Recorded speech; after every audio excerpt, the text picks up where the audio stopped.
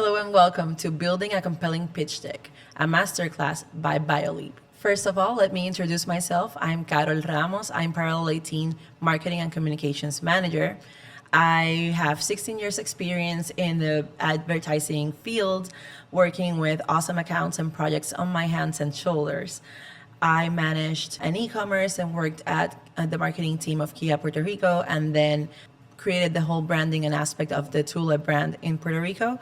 And now I've been a year here in Parallel 18, managing the entire department of marketing and communications and all its programs, P18, Expand, and BioLeap, as well as mentoring our startups. So let's get into it. A good pitch can make the difference between winning support and missing out, or actually learning. So I want to start first by deconstructing the entire name of this masterclass, Compelling Pitch Deck. Compelling is something that is convincing, attractive, or captivating, describing something that has a powerful and irresistible effect. It captures and holds attention, or that compels admiration or respect. And what is a pitch deck?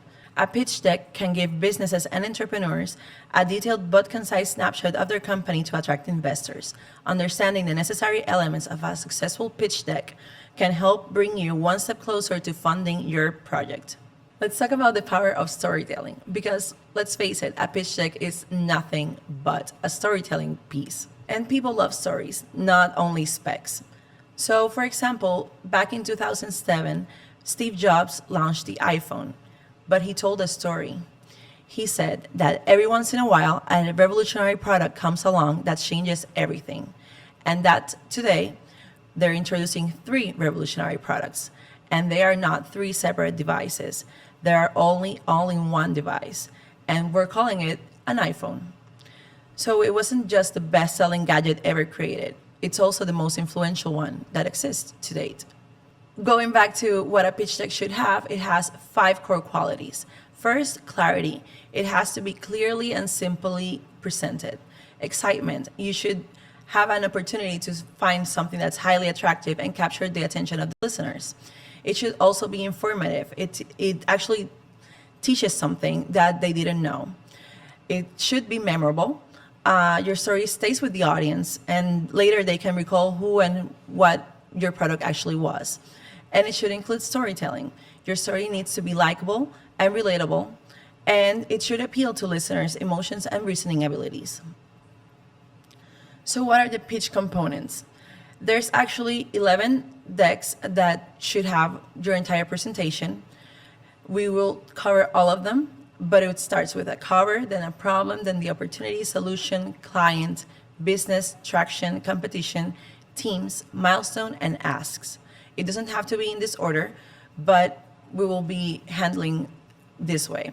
However, when you work in science, a pitch deck can also look like this. It's a little bit shorter, but it will probably tell you exactly what you need to have this. So it will have the cover, the team, the problem and the solution, which is also the story, technology, the process and the timeline you're going through, the challenges, the learnings, a demo, and an ask. So let's start. A cover page. It should have your logo, simple and visible, and it should have an attractive image and tagline. There's no need to actually say the date and when you are presenting, because everyone that's there know where they are. And it's actually not a school project, so you could toss that aside. For example, see this startup, Figuro, they say that they're transforming the way insurance is distributed and created in LATAM.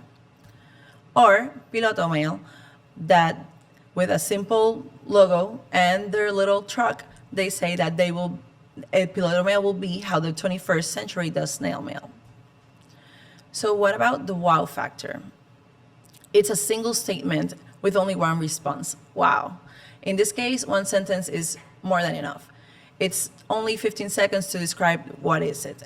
And you should use visual language. There is no need to use platform, SaaS, software. It's easier to say, we have a machine that turns water into money, rather than we have a solution that's a software as a service that represents this and that, because people will forget. So let's talk about the problem then. Explain what you are trying to solve. You should have how big is the problem, why does it exist, how is it currently solved, what is the crisis of everything that you're trying to solve. Do not spend too much time describing your problem leading up to your fantastic solution and leaving the listener wondering what exactly you do until after your pitch is done. So let's get through it, and the faster the better. For example, LATAM insurance market is bureaucratic and inefficient. The biggest distribution channel hasn't changed in 50 years. Simple, straight to the point. It says exactly what the problem is and why. So 60% of insurance sales in LATAM, they say that these calls are spam calls. They have tons of steps. There's tons of paperwork, and there's data exposure to be worried about. So next is the opportunity or your market. You are going to be describing what is happening in your market right now, and why are you doing this today and now? How big is your market? How big can your company be? This usually is expressed as a total addressable market, also known as TAM. So in simple ways, it should say, we can sell for X amount of dollars and we have Y potential customers, leading to an addressable market of this amount of dollars by Y. Your objective is to convince the audience of the authenticity of the opportunity, ensuring that the data presented is not fabricated. And it demonstrates that your company genuinely stands a chance at securing the described financial goals. Don't worry, not many at your stage will have this information. However, I'm presenting you because you will actually need it next. So this is an example of how the TAM SAM sum actually looks like, but it can also look like this. And don't worry, we'll tackle the other ways to present it a little later. So for your solution, you're going to be saying what you're doing about this opportunity that you have. I mean, is it incredible? Is it groundbreaking? Is it replicable? Is it scalable? So you should have a value proposition in here. You will outline the unique benefits and value that your product, service, or solution provides to your customers or target audience. But please remember to be honest. For example, this startup called eSponsor has two differentiations. They say, eSponsor enables creators and influencers to monetize their audience and drive revenue to brands. So the audience is their first differentiation and the brands is the second one. When talking about your clients, let's talk about how many are there, describe them as best as you can. Is it a B2B? Is it a B2C? Is it a B2B2C? It's even better if they are paying because it shows demand. And if you have signed key players or you have something big, it should be here. It adds to your validation. For example,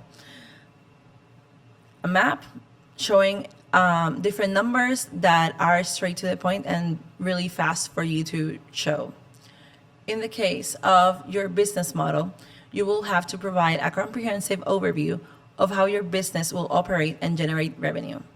So we should have acquisition costs, lifetime value, pricing, margins. Remember to keep each point concise and visually appealing. Use charts, graphs, and visuals to make this complex information more easy to understand for your audience. For example, if it's a business model that has tiers of prices, you can display them as this one. And when you're showing traction, show your growth trend. Explain your strategy and your sales process clearly. Show that you can be successful with or without investor money. Use your KPIs, quantify your progress, or better yet, put it in a graph. You can put countries sold in a map, formal partnerships. Tractions can mean different things to startups, and that's actually okay.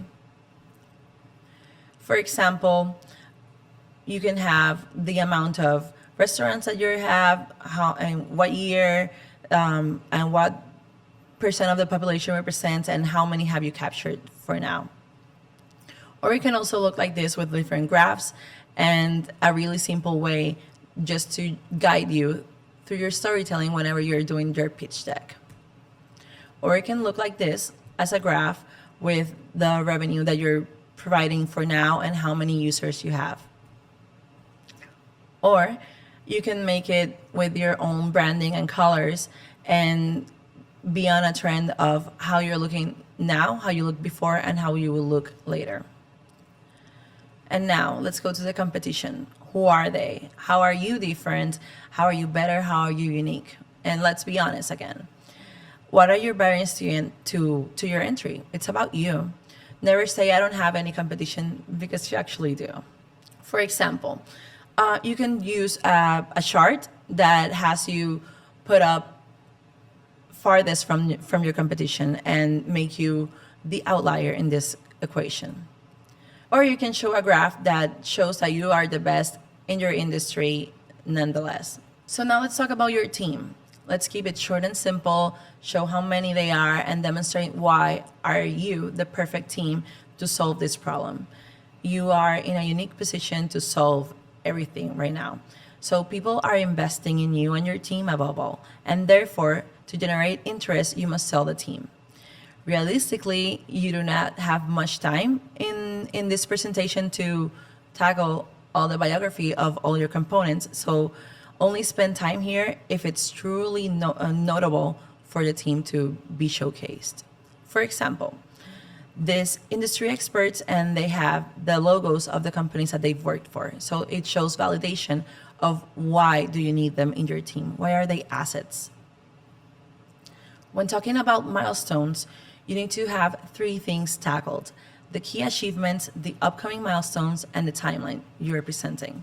So you'll highlight significant milestones attained by your company, like product launches, successful funding rounds, or strategic partnerships. Upcoming milestones for whether it's expanding to new markets, launching products or features, or reaching revenue targets. And in the timeline, you should present your achievements and future plans in a visually engaging timeline format to help people understand the progression of your company's successes, which can look like this. You can have where you're coming from, what you're doing now, and how do you project that in the future.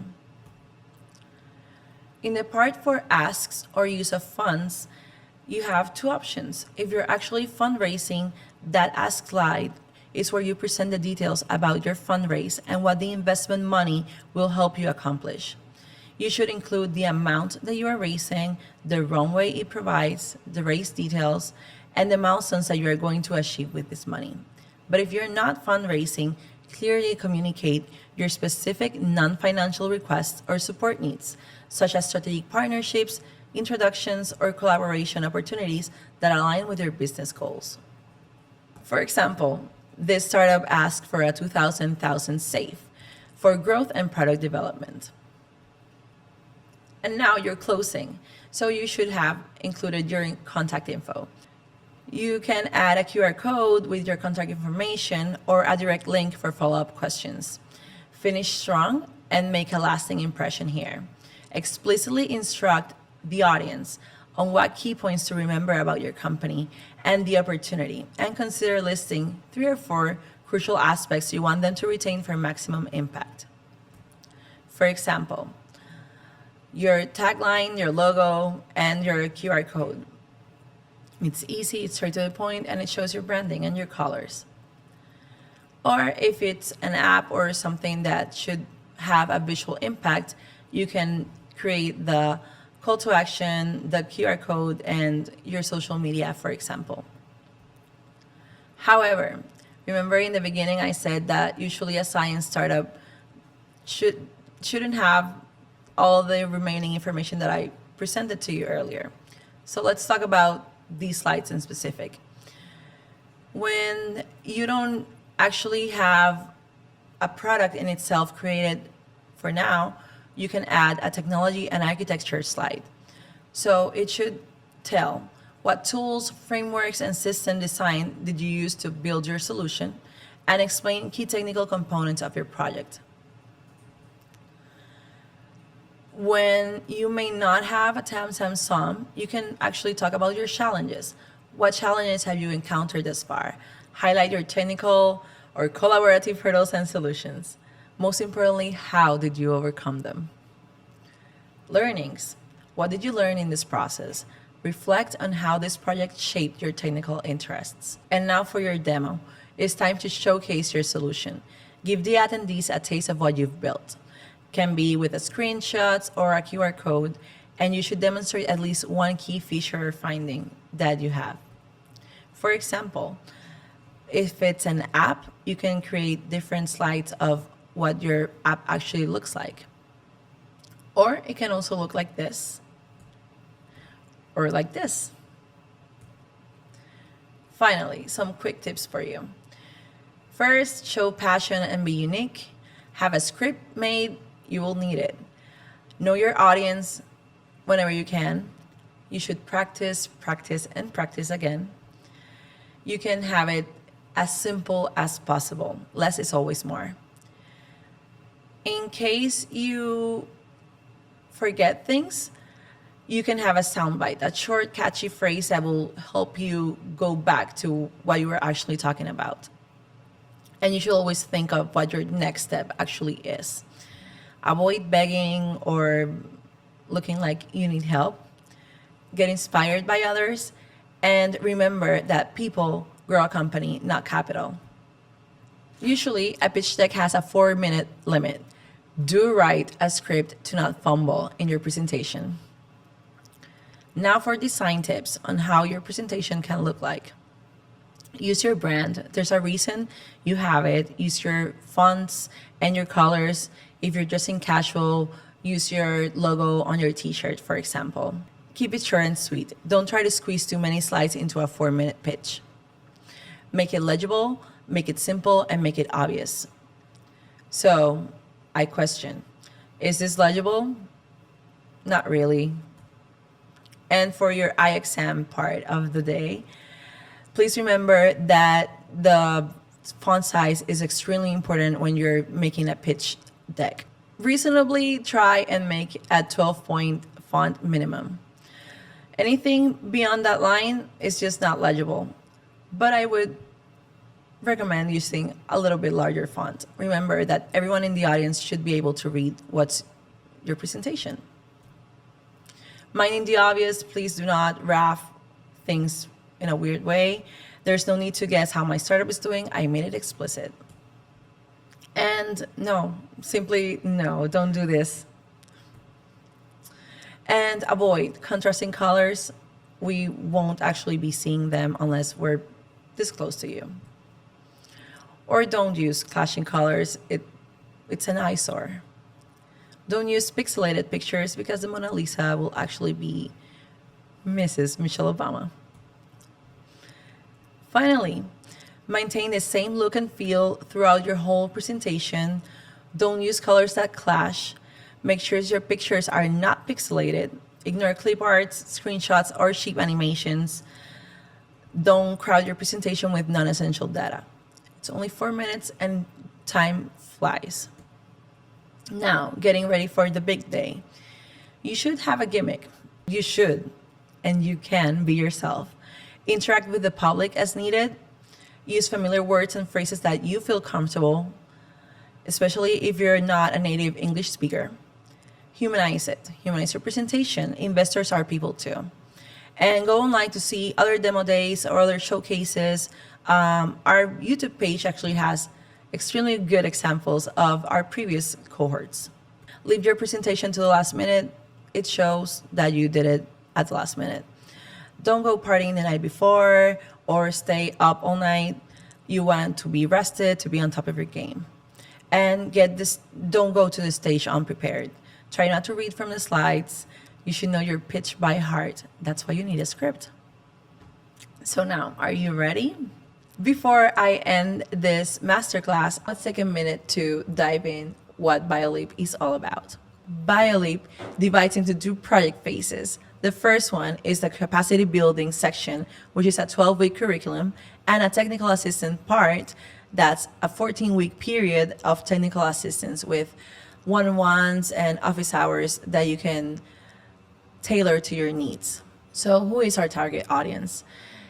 Usually for BioLeap, it's an individual with a novel and functional prototype or proof of concept or platform technology in the life sciences sector. This individual must show the capacity or proper track record of ensuring the appropriate development of the prototype or proof of concept or platform technology. And he or she has to be a U.S. citizen or with a permanent residence in Puerto Rico to sustain these efforts in our island.